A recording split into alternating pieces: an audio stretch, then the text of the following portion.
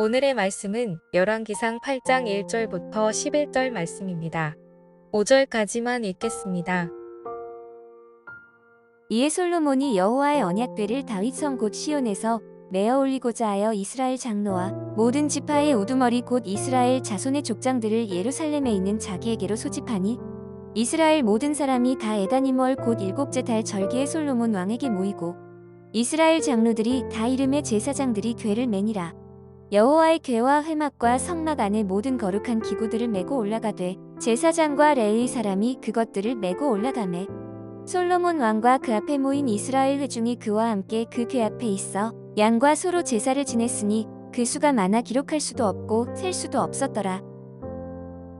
여러분, 전 세계적으로 K 열풍이 불기 시작했습니다. 그러면서 우리나라의 다양한 문화들을 외국인들이 체험하기 시작했죠. 그런데 제가 어느 영상을 하나 보게 되었는데 어떤 한 외국인이 된장찌개를 만들어 보겠다는 거예요. 그런데 된장찌개가 완성이 되어서 이제 한국 지인들에게 그 된장찌개를 맛보라고 하면서 그렇게 주었는데 한국인 지인들이 그 된장찌개를 한 입 먹고서는 다들 경악하면서 그 된장찌개를 뱉기 시작했다는 거예요. 분명 보기에는 그럴듯하고 진짜 된장찌개처럼 보였는데 맛은 아니었다는 거죠. 그래서 무엇이 문제였나 살펴보았는데 이 외국인이 된장찌개에 색상을 된장찌개처럼 맞추겠다고 하면서 이 외국인이 초콜릿을 그 된장찌개에 넣은 거예요. 그러니까 이 외국인은 이 된장찌개의 핵심인 된장이 냄새가 나니까 그 냄새를 죽여보겠다고 또 색상을 맞춰보겠다고 하면서 초콜릿을 넣은 거죠. 그런데 겉모습은 된장찌개와 비슷하지만 전혀 된장찌개의 맛이 나지 않았다는 거예요. 여러분, 이 외국인이 만든 음식은요 된장찌개라 할 수 없습니다. 왜요? 핵심이 빠져있기 때문에 그래요. 아무리 겉모습이 비슷하다고 진짜가 아니라는 거죠. 핵심이 없으면 가짜인 거예요. 여러분, 요즘 뉴스에서 부실 아파트에 대한 이야기가 많이 나옵니다. 그런데 그런 아파트가 굉장히 위험한 거죠. 왜요? 핵심이 되는 그 구조물이 다 빠져있기 때문에 그래요. 그래서 지금은 멀쩡히 서 있지만 언젠간 위험으로도 다가올 수 있다는 거예요. 여러분, 이렇듯 핵심이 중요합니다. 핵심이 없으면 그건 진짜라고 할 수 없는 거예요. 여러분, 그래서 오늘 본문을 보면 솔로몬이 하나님의 성전을 다 완공하고 그 핵심적인 일을 오늘 진행하는데요.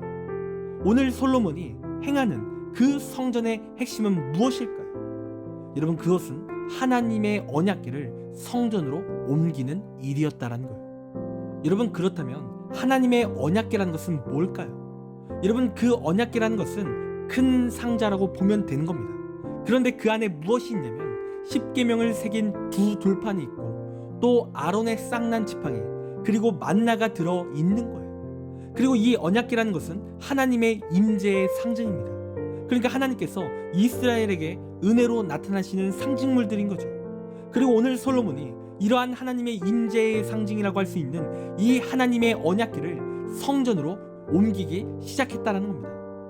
그렇다면 이 하나님의 임재의 상징인 이 언약궤를 왜 솔로몬이 옮겼을까요? 여러분, 그 이유는 이 성전의 핵심이 하나님의 임재에 있기 때문에 그래요. 이 성전의 핵심은 하나님의 임재가 핵심이기 때문인 거예요. 그러니까 아무리 천문학적인 금액을 들이고 또 오랜 기간 그 성전을 건축해서 완공되는 것이 성전의 핵심이 아니라 그 성전이 하나님이 반드시 임재하시는 성전이 되는 것이 진정으로 핵심이라는 거죠. 여러분, 그냥 건물만 만들 거였다면 여러분, 성전을 짓고 싶었던 다윗 때부터 얼마든지 할 수 있었습니다. 그러나 건물이 핵심이 아니죠. 하나님이 임하셔서 진정한 성전이 될 수 있어야 진정한 핵심인 거예요. 여러분, 이렇듯 겉모습이 중요한 게 아닙니다. 핵심이 중요한 거예요. 그래서 오늘 솔로몬은 하나님의 임재의 상징인 그 법궤를 하나님의 성전으로 가지고 온 겁니다. 여러분, 그리고 이 말씀을 받는 우리도 마찬가지입니다. 여러분, 우리가 그냥 교회를 다닌다고 하나님을 잘 믿는 게 아니에요. 교회라는 건물만 나간다고 우리가 구원받는 신앙이라고 할 수 없습니다. 여러분, 우리는 핵심이 있는 신앙생활을 해야 되는 거예요.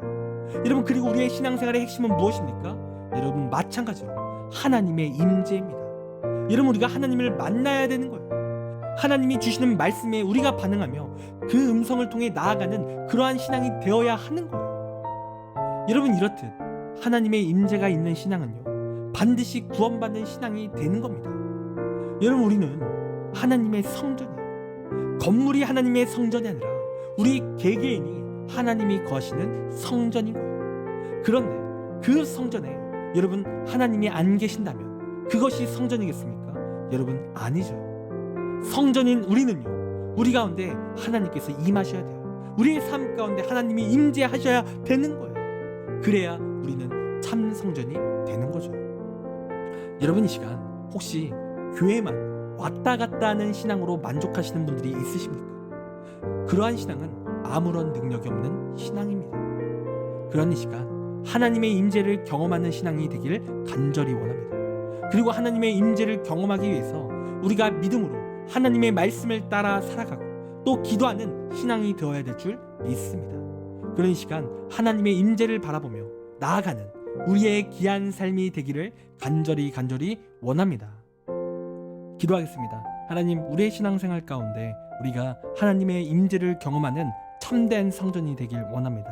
하나님, 우리가 성전과 같이, 하나님의 참된 성전과 같이 우리가 하나님의 임재를 날마다 경험할 수 있도록 인도하여 주시옵소서. 하나님, 은혜로 채워 주시옵소서. 말씀을 따라 살아갈 수 있도록 함께하여 주옵소서. 감사합니다.